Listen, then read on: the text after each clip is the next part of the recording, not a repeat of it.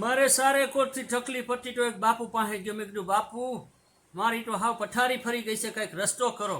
મને કે રસ્તો તો છે પણ બહુ કઠણ છે બચ્ચા. મેં કીધું ગમે તેવો કઠણ હોય બાપુ પણ તમે રસ્તો બતાવો. મને કે તમારે છે ને કે નાગા બાવાના દર્શન કરવા જોઈએ. હું તો મૂંઝાણો. મેં કીધું નાગો બાવો ગોતવો ક્યાં? મહારાજે કીધું બચ્ચા જુનાગઢ ચલે જાઓ. હું તો જુનાગઢ ગયો. દામોકુંડમાં એક બાવો નાટો હતો. મેં કીધું આ બાવો નીકળે એટલી વાર છે, એના દર્શન કરી લો. એ બાવો ધીમેકથી માળા સામું જોવે, હું બાવા સામું જોવે. બાવો તો નીકળો નાઈને ભાગ્યો. હું એની પાછળ ભાગ્યો. લગભગ 1.5 કિલોમીટર બાવો ભાગ્યો. હું એની પાછળ ભાગ્યો. જેવો બાવો ઉભો રહ્યો મેં એના પગ પકડી લીધા. મને કે છોડ છોડ.